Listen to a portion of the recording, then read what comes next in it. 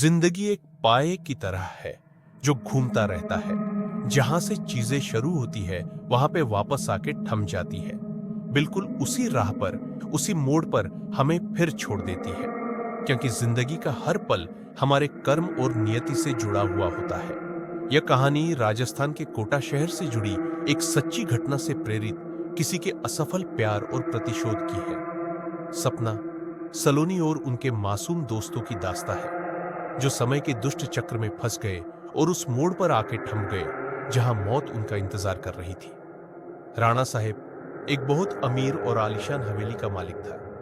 उन्हें अपने से 10 साल छोटी उम्र की लड़की से प्यार हो गया था, लेकिन वो लड़की राणा साहब को अपने प्यार के मायाजाल में फंसा के उनकी जायदाद को छीन लेना चाहती थी। एक बार उस लड़की ने अपने प्रेमी के साथ मिलकर राणा साहब को मार मार कर जिंदा जमीन में गाड़ दिया। राणा साहब चीखे चिल्लाए, लेकिन उस लड़की ने उनकी एक न सुनी। बाद में राणा साहब में मरते मरते शार्प दिया कि मैं किसी को नहीं छोड़ूंगा, हर प्रेमी को मार दूंगा। जिस तरह मेरे साथ धोखा हुआ है, मैं हर प्रेमी को मिटा दूंगा, मैं सबको मिट्टी में मिला दूंगा। और राणा साहब की मौत हो गई। उन दिन के बाद वो जगह और वो हवेली शार्पित हो चुकी थी। वहां जो भी जाता था वो कभी भी वापस नहीं आ पाता था। आज भी राणा साहब की प्रेतात्मा वहां घूमती रहती है। कुछ दिनों के बाद उस हवेली पे एक प्रेमी कपल वहां पे घूमने के लिए आए। सपना और रजत, उन दोनों की सगाई हो चुकी थी, लेकिन शादी करनी बाकी थी। सपना अपने घर में किसी को कुछ बताए बिना रजत के साथ आई थी। सपना और रजत मजाक मस्ती में उस जगह पहुंच गए जहां पे राणा साहब जो जिंदा दफन कर दिया था। अचानक रजत उस जगह पे गिर जाता है और उसका पैर जमीन के नीचे घुसने लगता है।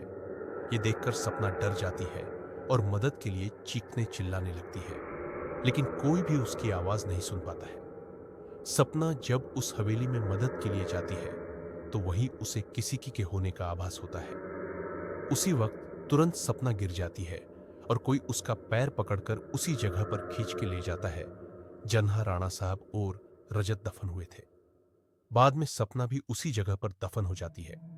कुछ दिन बाद जब सपना अपने घर नहीं पहुंचती है, तब उसकी बहन सलोनी अपने पति समीर और कुछ मित्रों के साथ उसे ढूंढते ढूंढते उस हवेली पे पहुंच जाते हैं। समीर एक पैरानॉर्मल एक्टिविटी का एक्सपर्ट है। जब वो सब उस हवेली पर पहुंचे, तब समीर को पता चल गया कि यहाँ पे किसी बुरी आत्मा का वास है। उसने सबको सूचित कर दिया। उसी रात को उन सभी के साथ कुछ अजीबोगरीब घटनाएं होने लगती है, जैसे कि नल से पानी टपकना, अपने बेडरूम में मिट्टी का आ जाना, रूम की खिड़की या अपने आप हिलने लगना, किसी के रोने की और चिल्लाने की आवाज आना। ये सब देखकर वो सभी डर जाते हैं और उनमें से एक भागने की कोशिश करता है, लेकिन राणा साहब की प्रेतात्मा उसे भी जिंदा दफन कर देता है। दूसरे दिन जब उन लोगों को पता चलता है कि उनका एक साथी गायब है, तब वो लोग और भी डर जाते हैं। लेकिन समीर बताता है कि हमें यहां से बाहर निकलना है तो हमें उस आत्मा को बुलाना होगा और उनसे पूछना होगा कि वो आखिर चाहती क्या है। डर के मारे सभी लोगों ने समीर की बात मान ली और आत्मा को बुलाने के लिए तैयार हो गई।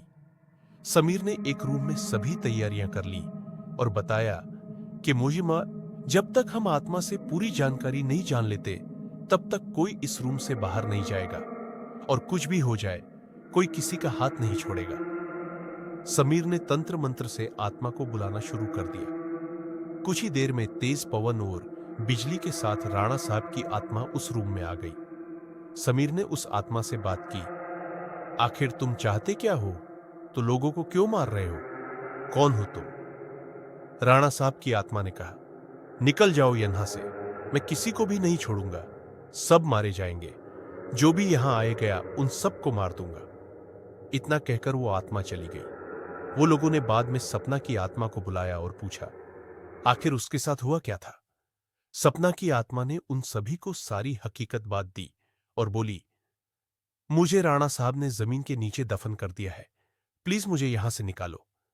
सलोनी ने अपने बहन सपना से पूछा, राणा साहब की आत्मा को कैसे मारा जाए? सपना ने बताया कि जहां राणा साहब ने हम सबको दफनाया है, वहां पास में माताजी का त्रिशूल है, उस त्रिशूल से राणा साहब की आत्मा को मार जा सकता है और इस महल को उनकी चंगुल से बचाया जा सकता है। इतना कहकर सपना की आत्मा वहां से चली गई। समीर, सलोनी और बाकी दोस्तों लोग तुरंत उस जगह पे गए जहां राणा साहब को दफनाया गया था। राणा साहब की आत्मा ने उन सभी को त्रिशूल के पास जाने के लिए रोका, लेकिन सलोनी की भी तरह उस त्रिशूल के पास पहुंच गई और उसी त्रिशूल से राणा साहब पे वार किया। कुछ ही देर में राणा साहब और उनके साथ वो सभी आत्माओं को मुक्ति मिल गई जिसे राणा साहब ने दफनाया था। दोस्तों, आपको ये कहानी कैसी लगी प्लीज हमें कमेंट करके जरूर बताएं।